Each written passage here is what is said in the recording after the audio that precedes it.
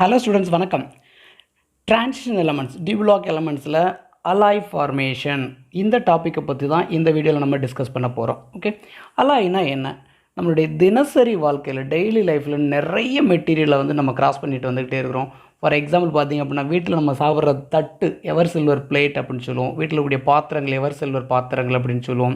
வீட்டில் இருக்கக்கூடிய பூஜை ஜாமான்கள்லாம் பார்த்திங்க அப்படின்னா பிரான்ஸில் செய்யப்பட்டது பித்தளை சாமான்கள் அப்படின்னு சொல்லுவோம். பித்தளை அப்படிங்கிறது ஒரு வகையான அலாய்ஸ். வீட்டில் நம்ம எல்லாருமே யூஸ் பண்ணக்கூடிய ஜுவல்ஸ் அப்படிங்கிறது எல்லாமே அலாய் அப்படின்னு சொல்லுவோம். ஃப்ளைட் அப்படின்னு சொல்கிறோம் இல்லையா, ஏரோப்ளைனில் போனோம் அப்படின்னு சொல்கிறோம். ஏரோப்ளைன் அப்படின்ற எதனால் செய்யப்பட்டது அப்படின்னு கேட்டால் டியூராலுமின் அப்படிங்கிற ஒரு அலாயில் செய்யப்பட்டது.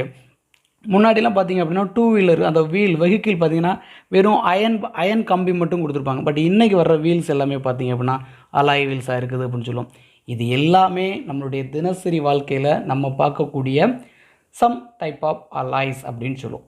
அலாய்ஸ் அப்படிங்கிறது எப்படி இருக்கணும் அப்படின்னா ஃபஸ்ட் நம்ம தெரிஞ்சிக்க வேண்டிய விஷயம் என்ன அப்படின்னா alloy is a homogeneous mixer அப்படின்னு சொல்லுவோம். அலாய் அப்படின்னா ஒரே பண்பில் இருக்கணும் அப்படின்னா ஒரே தன்மையில் இருக்கணும். அதுக்கு பேர் என்ன சொன்னால் ஹோமோஜீனியஸ் அலாய்ஸ் அப்படின்னு சொல்லுவோம். பொதுவாக அலாய்ஸ்னால் என்ன அப்படின்னா blending a metal with one or more other elements அப்படின்னு சொல்கிறது. ஒரு மெட்டல் ஒன்றுக்கு மேற்பட்ட மெட்டல் அப்படின்னு சொல்லுவோம். மோர் தென் ஒன் மெட்டல் ஈஸியாக மிக்ஸ் ஆகி ஒரு காம்ப்ளெக்ஸ் கிடைக்கணும் அப்படின்னு சொல்லுவோம். ஸோ ரெண்டு ப்ராடக்ட் மிக்ஸ் ஆனால் ஒரு அலாய் கிடைக்கும் அப்படின்னு சொல்லும் பொழுது அந்த ரெண்டுமே மெட்டல்ஸாக இருக்கலாம், அல்லது ஒன்று நான் மெட்டலாக இருந்து ஒருத்தர் மெட்டலாக இருக்கலாம், அல்லது போத் ரெண்டுமே நடக்கக்கூடிய சான்சஸாக இருக்கலாம். ஓகே, ஸோ அப்போ மெட்டல் மட்டும்தான் அலாய் ஃபார்மேஷனில் இன்வால்வ் ஆவாங்களா அப்படின்னா நிச்சயமாக இல்லை. ஒரு மெட்டல் ஒரு நான் மெட்டல், ஓகே, அல்லது ரெண்டுமே மெட்டலாக இருக்கலாம், ரெண்டுமே நான் மெட்டலாக இருக்கலாம். ஈஸியாக மிக்ஸ் ஆச்சு அப்படின்னா நமக்கு என்ன கிடைக்கும் அப்படின்னா ஒரு அலாய் ஃபார்மேஷன் கிடைக்கும். ஓகே, ஸோ அந்த அலாய் அப்படிங்கிறது எப்படிலாம் இருக்கும் அப்படிங்கிறதுக்கு HUME-ROTHERY ரூல் அப்படிங்கிறத வச்சு என்னென்ன கண்டிஷன்ஸில் அலாய் ஈஸியாக ஃபார்ம் ஆகும் அப்படிங்கிறத நம்ம இங்கே பார்க்க போகிறோம். Okay, HUME-ROTHERY the solid soluble அப்படிங்கிறதுக்கு ஒரு தியரி சொல்லியிருக்கிறாரு.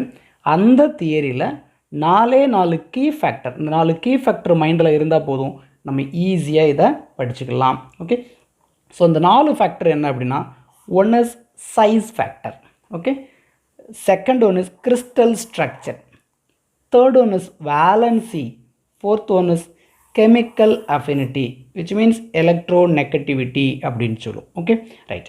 முதல்ல HUME-ROTHERY கான்செப்ட் போகிறதுக்கு முன்னாடி நம்ம ஃபஸ்ட்டு என்ன தெரிஞ்சுக்கணும் அப்படின்னா ரெண்டு மெட்டல் கம்பைண்ட் ஆகி நமக்கு ஈஸியாக ஒரு அலாய் கிடைக்கும் அப்படின்னு சொல்லும் பொழுது இந்த ரெண்டு மெட்டலுடைய கிறிஸ்டல் ஸ்ட்ரக்சர் எப்படி இருக்கணும் அப்படின்னா ஆல்மோஸ்ட் சிமிலர் ஸ்ட்ரக்சராக இருக்கணும்.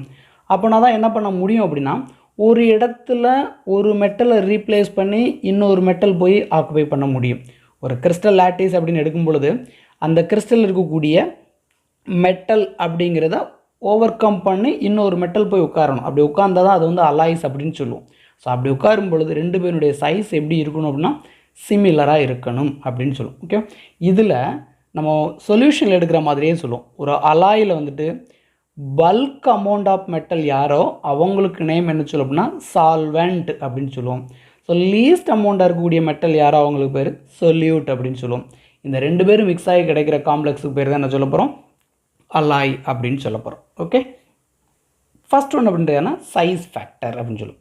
இந்த சால்வெண்ட் சொல்யூட் அப்படிங்கிறதுனுடைய அட்டாமிக் ரேடியஸ் அப்படிங்கிறது எப்படி இருக்கணும் அப்படின்னா இந்த ரெண்டு பேருக்குமான டிஃப்ரென்ஸ், சைஸ் டிஃப்ரென்ஸ் அப்படிங்கிறது எப்படி இருக்கணும் அப்படின்னா லெஸ் தென் 15% இருக்கணும். ஓகே, பர்சன்டேஜ் டிஃப்ரென்ஸ் அப்படிங்கிறத நம்ம ஈஸியாக கால்குலேட் பண்ண முடியும்.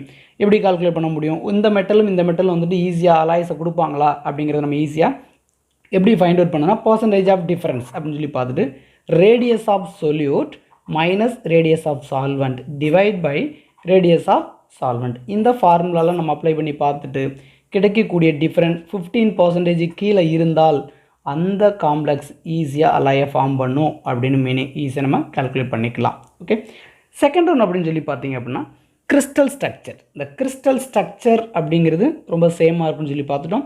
நெக்ஸ்ட் ஒன் யார் அப்படின்னா வேலன்சி. பொதுவாக சால்வெண்ட் மெட்டல் சொல்யூட் மெட்டல் இந்த ரெண்டுக்குமான வேலன்சி எப்படி இருக்கணும் அப்படின்னா சேமாக இருக்கணும். சரிங்களா? அப்படி சேமாக இருக்கும் பொழுது ரெண்டு பேரில் ஒருவேளை யார் லோ வேலன்சியில் இருக்கிறாங்களோ அவங்க சொல்யூட்டாக ஆக்ட் பண்ணுவாங்க. ஹை வேலன்சி மெட்டல் யாரோ அவங்க என்னவா ஆக்ட் பண்ணுவாங்க? சால்வெண்டாக ஆக்ட் பண்ணுவாங்க.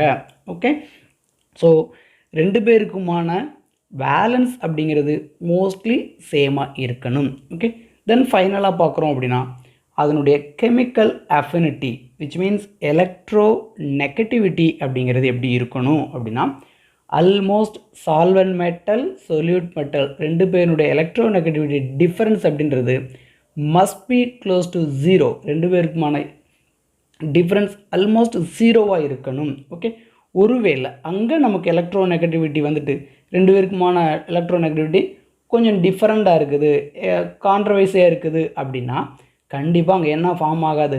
அலாய் ஃபார்ம் ஆகாது. அதுக்கு பதிலாக அங்கே என்ன ஃபார்ம் ஆகிடும் அப்படின்னா இன்டர் மெட்டாலிக் காம்ப்ளெக்ஸ் அப்படின்னு சொல்லி ஒன்று ஃபார்ம் ஆகிடும். ஸோ நமக்கு இங்கே என்ன வேணும்?